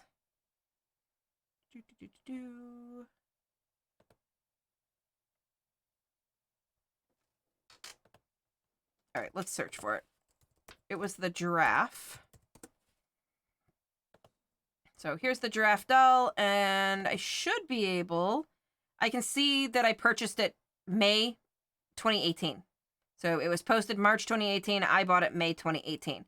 So now I know roughly in my pictures how far back I have to go look, which is a huge help to me. I don't know if anyone else makes stuff and takes pictures with their phone and then has no idea when they made it, but I know that I made it pretty close to when I bought it, because I bought it and then made it right away. So let me look in my projects. It's going to be a little bit tricky to look and talk at the same time, but I'll talk a little bit here. But yeah, that piece specifically I gave away to a high school friend of mine who had a baby, and I think she liked it. I don't know what's up with our internet. We might just be using all of the internet capacity to stream, but it's particularly slow on my computer right now. Let's see here. Just looking through. I'm trying to... So all my pictures are sorted by when they were taken.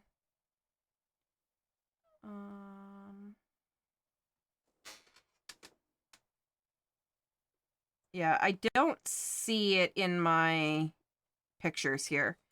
If I find it, I'll try and share it on another live stream here. What's that? Oh yeah, I could post it to Instagram as well. Yeah. So, you can, if you don't follow me already on Instagram, you can find me at Experiments in Crafting. And if I find a picture of this, then I will definitely stick it on there. What did I say? May 2018? I'm gonna scroll back through my camera roll real quick and see if I can find it so we can post it or pull it up. Anyway, if anyone has any other questions about Ravelry or crochet or anything in particular, I think this is sort of last call. And then yeah, if I post it to Instagram, it'll automatically post to Facebook as well. So if you follow me on either Instagram or Facebook, you should be able to see it in both places. Yeah.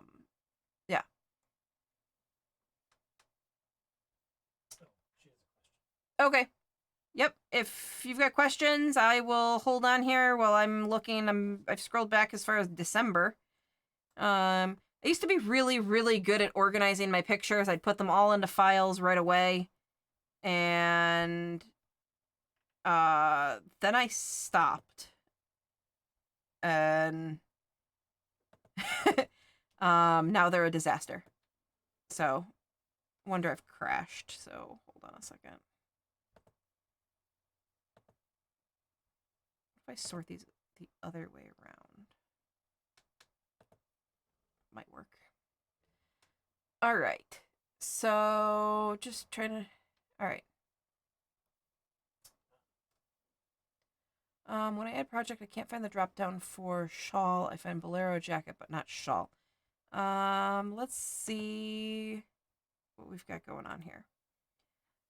So if you're adding a project, let me go through and see project, add a project. All right.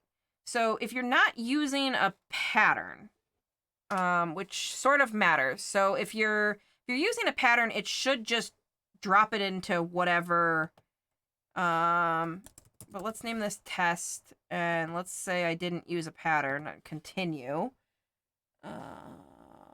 Tags. Let's see. Is this where it's not coming up? No, those are just tags. Trying to see. Oh, category maybe. Accessories, neck, torso. So I'm finding it in, if we're looking in category. Is it possible that she's typing in the name of a pattern and it's like Heart of a Rock Star and it would show gloves, Heart of a Rock Star hat? So she's typing the name of the pattern and she's seeing something, or, I don't know. Yeah, I might need a few more details. So pattern categories. So in pattern categories, it's under accessories, and then neck, torso, and then shawl wrap is where I'm finding this. It might, you might be in clothes. Yeah, so there's shrug, bolero, and tops. They're considering it not clothing, but accessories, and it's under neck, torso for shawl. Okay. Yep. So that cleared that up.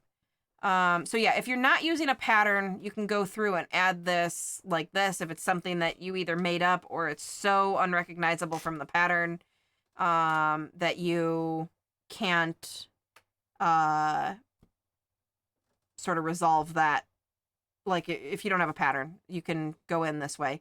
If you want to link a pattern and you've already like started and put your photo in and everything, and then you remembered that you actually did use a pattern, you can use this little link thing. If you start typing in words here, so like if I make this heart of a rock star, and you click the little link, it's going to bring up all of the patterns that look similar. And so there's the beanie, there's the fingerless gloves, there's the cowl from All from Rachel Nguyen. There's also like Queen of Hearts, because it thinks that's pretty close, and you might have just like misremembered. There's also Rockstar Unicorn. And then you can click none of the above, or you can hit show pattern thumbnails, which will let you sort of look through here and see what those look like if you aren't quite sure that you've got the right thing. So hopefully that helps. I'm gonna take it back off here. It's free pattern from Instagram in Russian, don't know the name. So you could also go through, you can flip back over to Ravelry. You might be able to hunt it down. It probably won't be super easy, but you could try looking for a shawl. And then over in the side here, you can pick just languages. And so you could choose a Russian. You can choose Russian as the language and flip through some of these. If you found it recently, it might be hot right now. And so people might have gone through the trouble to find it. And so you might be able to find it through here. I guess I wouldn't hold my breath that you'll find it, but there's only 20 pages, and if you've got a little time, you might be able to flip through here and see if you can find it. So, it might be worth a try if it matters to you. It might not be. So, a couple people saying good night. Good night to those who are leaving. We probably are not going to stream all that much longer. I was going to try just for one more second to see if I've got a picture of that. If you want to take me back off of just on here. Yeah, so flipping back through comments, and I think we're pretty caught up here. All right. Oh yeah, this puts me much closer. This starts in January, so let me flip through here. And March, what do I need to get to? May? April. I should have a picture of that giraffe. Oh yeah, it'll be right here. There's the duck that I made to go with it.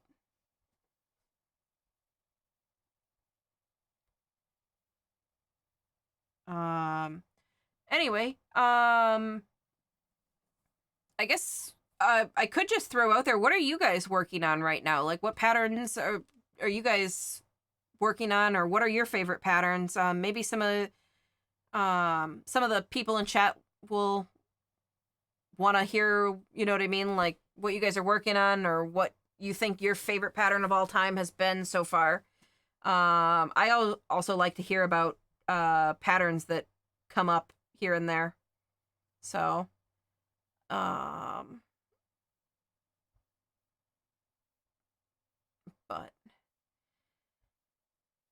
I'm trying to think if what we're gonna stream on next week. I was trying to think if there was something in particular that I've got earmarked for next week, and I'm not remembering anything in particular. So, if you guys have suggestions next week for next week's stream, go ahead and throw those out there too.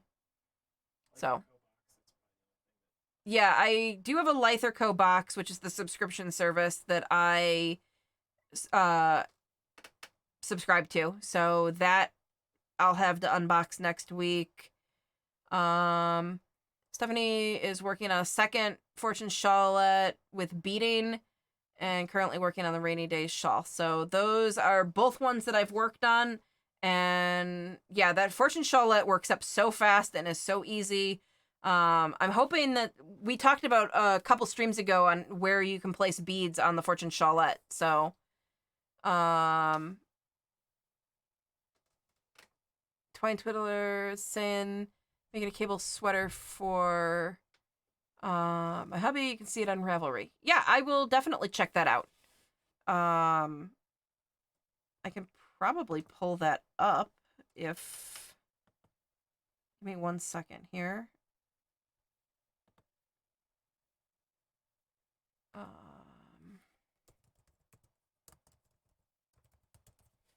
See if I can find people.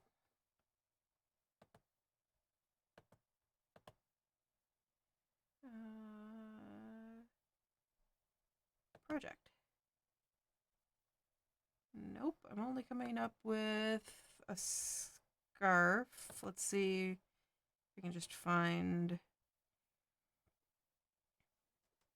I'm not seeing a current work in progress on, unless Twine Twiddler is not your Ravelry username, but I only see the one project on there, and it's a scarf.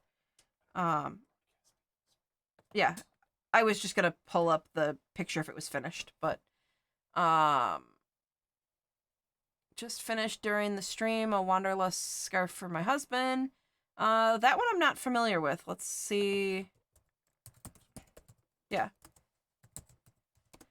Let's see. Wanderlust scarf. I'm gonna assume it's this one here on a guy. That one actually looks really nice. I like the texture along the edges. Men's accessories are kind of, I think, kind of hard to find. I mean, I guess they're not really. There are a lot of men's accessories, but ones that just look really interesting, but are also not super feminine. But yeah, I really like that one. So it looks like it's free from the website or $2 download. A lot of companies do that to, well, one to offset the cost of like their time to make a printer friendly version. And then two, because they make money off of advertising, and if you're not going to their website, then they're not going to make any money. So a lot of times you'll see $1 or $2 project or a pattern that you can get for free on their website, but they get ad revenue when you go to their website. So Runaway Needle Red's working on a Pokemon Amigurumi Rummy and going to a Montreal event, making a bunch of Pokeballs to give his server friends. I made a couple of years ago, I made a couple of Pokeballs. And Twine Twiddler said we can switch back over and look at her project. She made it. Those Pokeballs were before you learned the Magic Circle? They were not before I learned Magic Circle, but they were before I learned how to decrease properly, and so the bottoms looked really rough.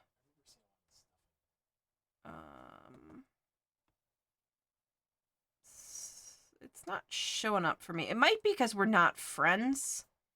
I might not be allowed to. I'm gonna add you to my friends. Anyway, feel free, if you get it finished, if it's not finished, to tag me on Instagram or Facebook and let me, I'd like to see it anyway.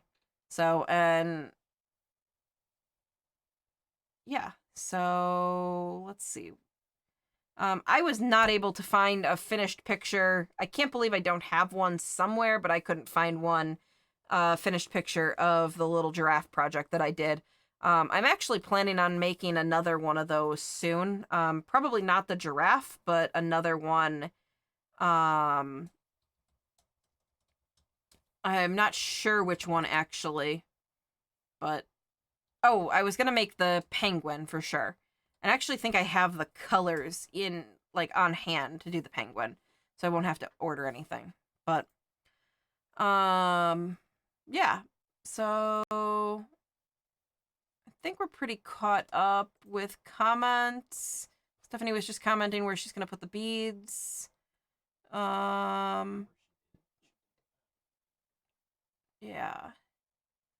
And yeah. So hopefully anything you guys finish up and you want to share with me, send me or tag me on Facebook or Instagram, or share them to the page. If it's Facebook, however you want to, you can send me messages, whatever works. But yeah. All right, we'll try one more time and see if we can get Twine Twiddlers. She made the project public. So let's see. I'll go back and see. It still doesn't want to show me it. I don't know. Maybe I don't know what I'm doing. Anyway, we tried, but yeah. So let's see. We'll find Runaway Needle Red real quick. She put her. I just saw the name. There it is. Marex.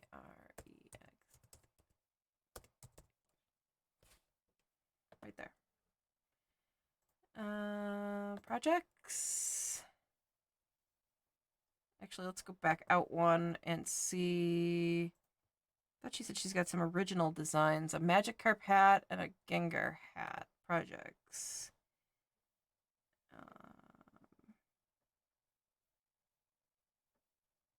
So yeah, this is one of the ways you can kind of go through and see what people are working on and what they've made. Yeah, I'm just trying to flip through here. I don't see either of those hats. Maybe my Ravelry is not working properly. Do you know what Gengar looks like? I don't, but I'm reading. I can show some Pokemon that she finished, though. There, we can pull that one up. So this is Runaway Needle Red, one of the projects that it's on their Ravelry page. So, and I would say that's a pretty close representation of that Pokemon. So it looks really good. And I'm sure your son, I think you said your son is into Pokemon. I'm sure your son loved it if it was for him. It's hard to tell. Sometimes people want to keep the things for themselves. So, yeah.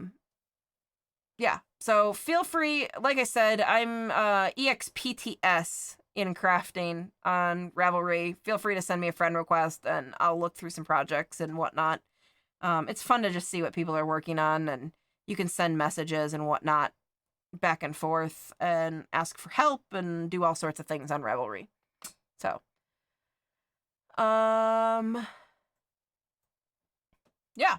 So I think we're gonna wrap up for the evening and see you guys all next week. Again, we'll probably live stream again on let's see. Twine Twiddlers sent the project that we keep trying to see. So let's see.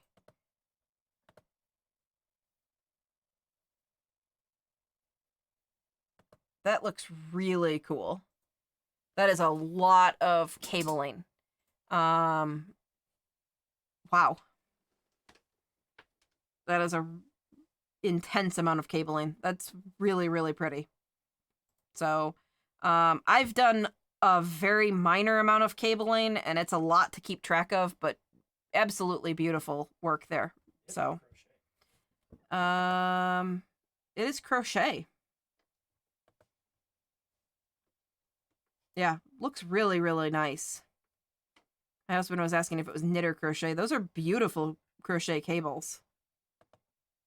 So, yeah, lovely. Is that Is that worked off a pattern or is that an original design? Because that's a... Said it's hers. Oh, it is your design.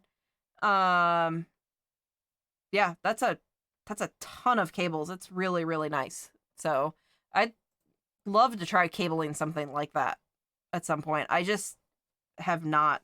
Cables, if I remember correctly, eat a ton of yarn. But because you end up using lots of yarn to cross back and forth. So yeah.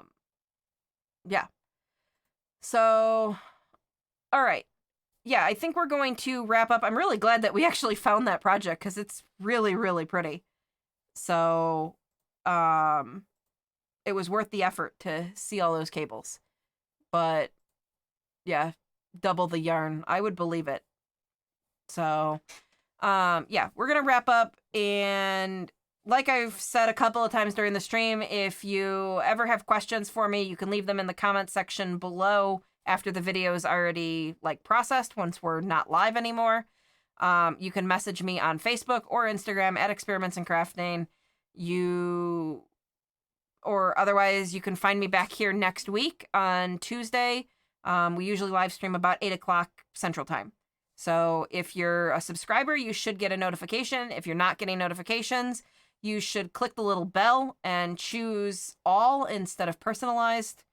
And if you are not a subscriber, you should subscribe if you're enjoying the live stream so that you can get those notifications and watch my husband play with the bell.